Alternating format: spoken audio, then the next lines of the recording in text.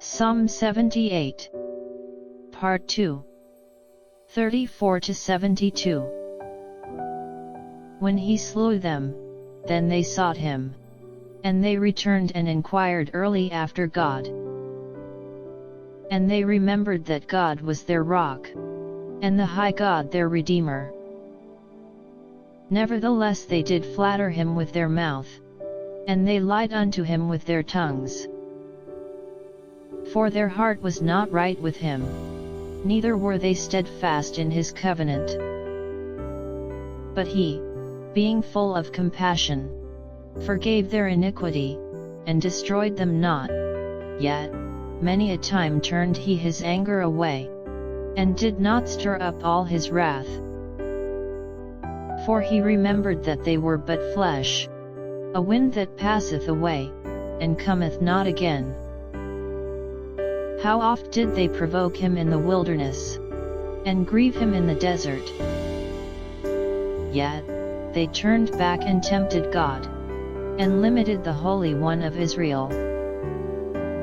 They remembered not his hand, nor the day when he delivered them from the enemy. How he had wrought his signs in Egypt, and his wonders in the field of Zoan, and had turned their rivers into blood, and their floods, that they could not drink.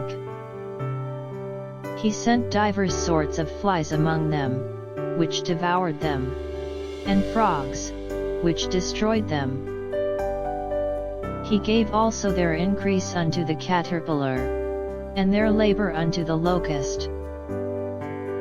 He destroyed their vines with hail, and their sycamore trees with frost.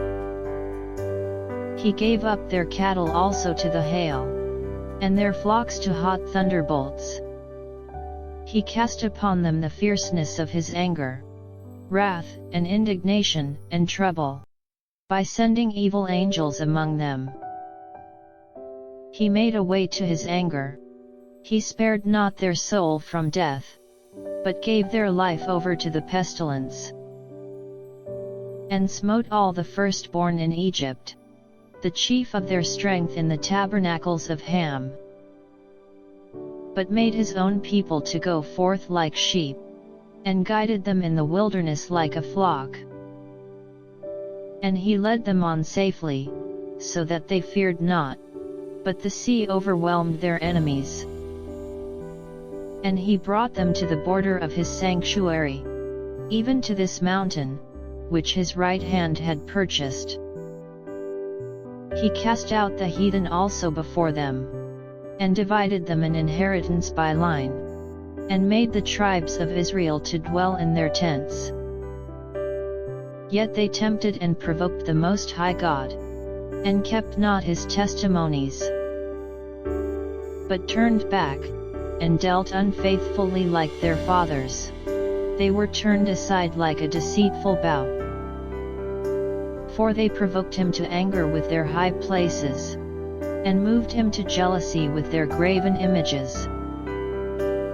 When God heard this, he was wroth, and greatly abhorred Israel, so that he forsook the tabernacle of Shiloh, the tent which he placed among men, and delivered his strength into captivity, and his glory into the enemy's hand. He gave his people over also unto the sword, and was wroth with his inheritance. The fire consumed their young men, and their maidens were not given to marriage.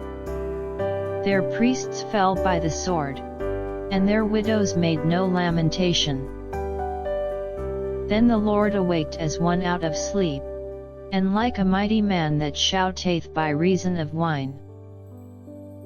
And he smote his enemies in the hinder parts. He put them to a perpetual reproach. Moreover he refused the tabernacle of Joseph, and chose not the tribe of Ephraim, but chose the tribe of Judah, the Mount Zion which he loved. And he built his sanctuary like high palaces, like the earth which he hath established forever. He chose David also his servant, and took him from the sheepfolds. From following the ewes great with young, he brought him to feed Jacob his people, and Israel his inheritance. So he fed them according to the integrity of his heart, and guided them by the skillfulness of his hands.